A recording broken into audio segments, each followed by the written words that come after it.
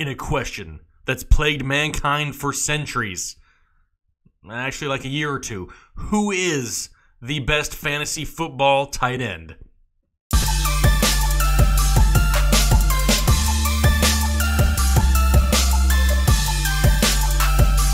What is going on, Headliner Nation? Jake, Fantasy Headliners. Hopefully everybody's doing well out there. Today, we're talking tight ends, the football kind, because I've started to see a lot of debates here lately now that Gronk is out of the picture. Not that he was really in the picture last year either, but who, going forward, is going to be the top fantasy football tight end? There's arguments for each of these guys. George Kittle, Travis Kelce, Zach Ertz.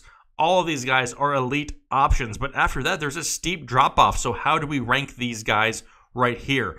And at the end of this video, I will tell you how I have them ranked 1 through 3, and I would hope that down in the comment section, you would tell me how you have them ranked 1 through 3 with a reason as to why. Because just like with elementary school homework, cuz is not an answer. I'd like to have some sort of a debate here. Let's see if we can actually figure out who is tight end 1. Who do we really want to have on our fantasy football teams in 2019? This is a real debate, and there's a lot of people who have a lot of opinions on it.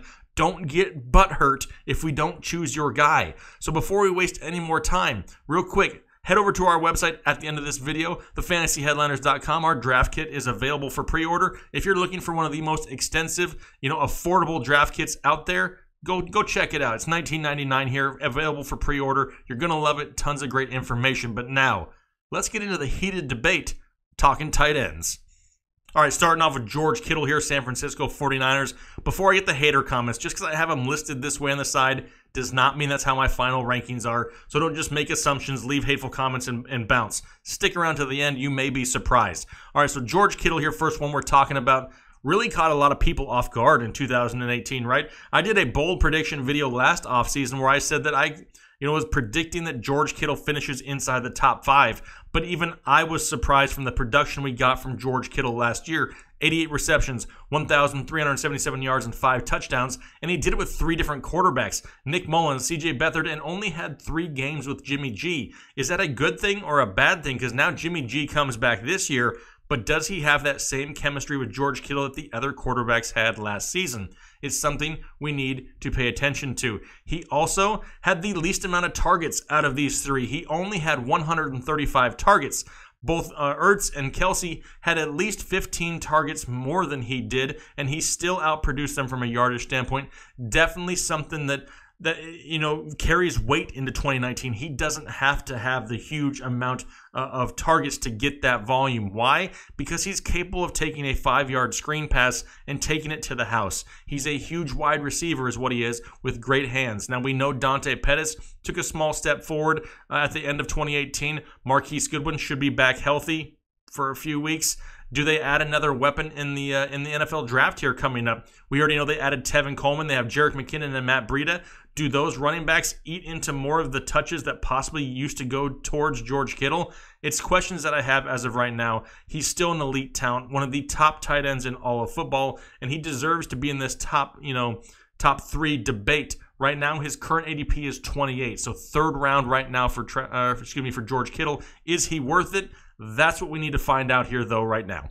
All right, moving on to Travis Kelce, Kansas City Chiefs, somebody who's kind of been in this debate for a few years, and deservedly so. The guy's been playing great the past few seasons. Last year, 103 catches, 1,336 yards, and 10 touchdowns here in 2018. In fact, he hasn't had less than 103 targets since 2014. We know he's going to be a huge part of one of the most prolific offenses in the NFL right now, and he's only missed 2 games over the last 4 years. So you're getting a durable option, a guy who will play banged up and can still produce for you. Like I said, he's in one of the highest powered offenses in all of football.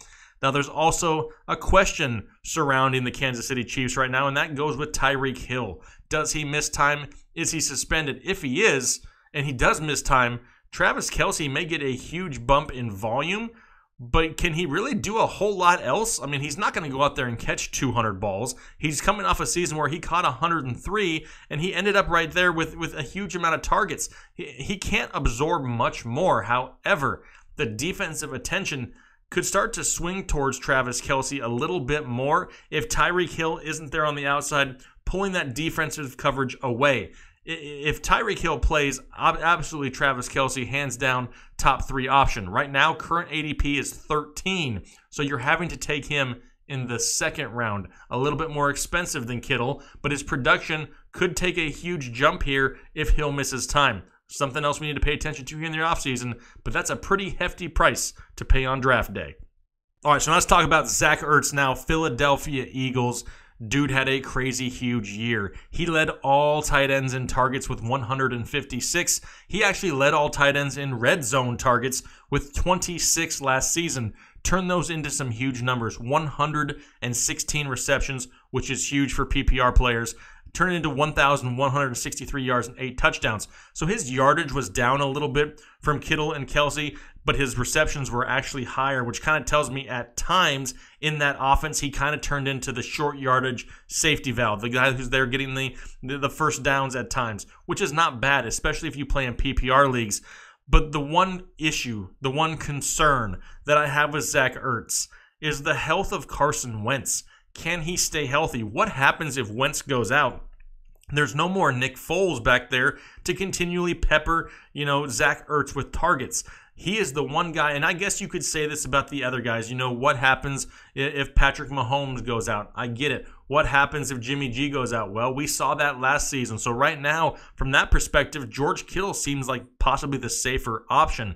And Zach Ertz, we already know is going to be a huge part of this offense regardless. They did add Deshaun Jackson. Do I expect him to take away a huge amount of volume and workload from Zach Ertz? Not really. He may lose a few targets here or there, but Zach Ertz is still going to be option number 1 in this passing game for the Philadelphia Eagles. I'm just concerned about the health of Carson Wentz. Ask yourself this question here on draft day. When you spend a 3rd round pick, because right now his ADP is at 23, when you spend that early pick and you see some of the names on the board that you'll have to pass up to take him, are you willing to make that commitment all on the injury health past of Carson Wentz? If you are, Zach Ertz is your guy. If you're not, and you're a little bit concerned about it, you may want to wait to get some of these other names farther down the rankings of the tight end position. It's really a concern that I have with Zach Ertz, but outside of that, the dude is going to see huge volume. He's a huge talent, huge red zone threat. I really have nothing else bad to say about Zach Ertz as an individual player. All right, so how do I rank these 3 here for 2019? Who do I have as number 1? Who is tight end 1 for me? Well, these guys all have question marks, right? I mean, we ask ourselves with Travis Kelce, does Tyreek Hill miss time? How does that affect his defensive attention and his volume if Hill plays or not? Zach Ertz, are we concerned about the injury past of a Carson Wentz? George Kittle has only played 3 games with Jimmy G. Are we worried about that at all? They all have some type of concerns, but don't get me wrong, all 3 of these guys are elite, and I wouldn't mind having any one of them on my fantasy football team.